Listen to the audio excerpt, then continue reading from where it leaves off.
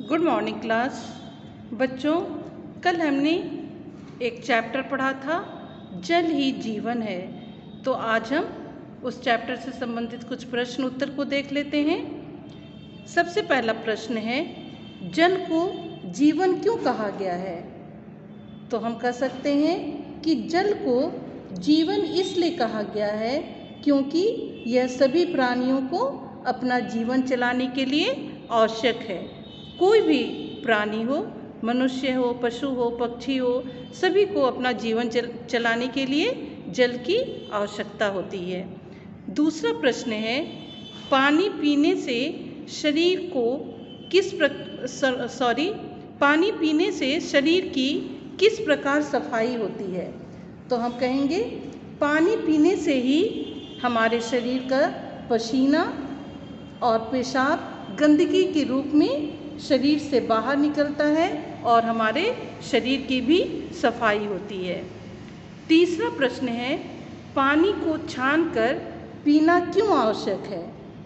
तो हम कहेंगे पानी को छान लेने और उबाल लेने से पानी शुद्ध हो जाता है और पानी पीने के योग्य हो जाता है। चौथा प्रश्न है, पानी को किस किस उपयोग में लाया जाता है?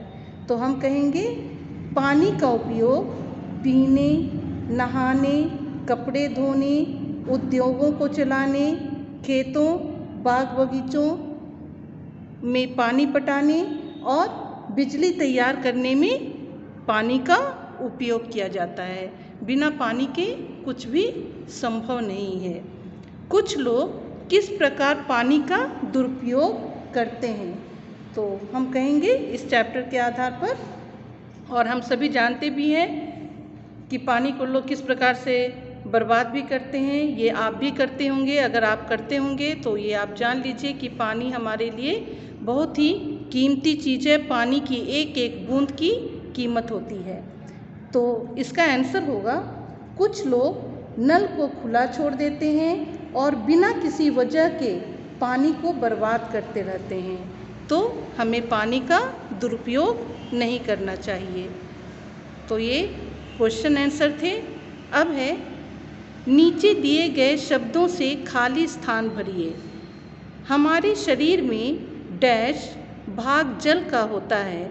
तो हम कहेंगे 2/3 भाग जल का होता है। हमारे देश में पेयजल की डैश है।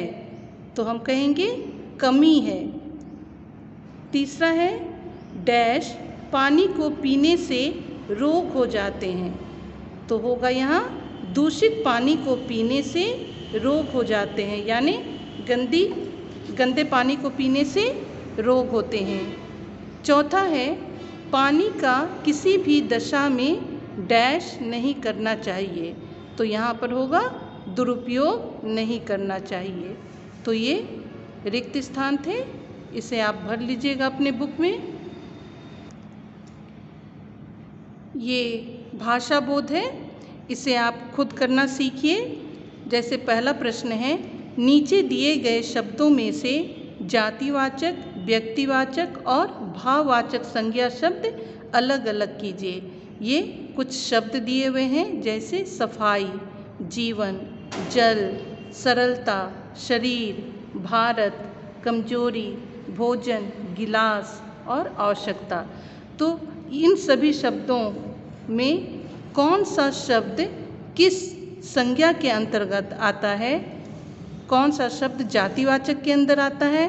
कौन सा शब्द व्यक्तिवाचक के अंदर आता है? और कौन सा शब्द भाववाचक के अंतर्गत आता है?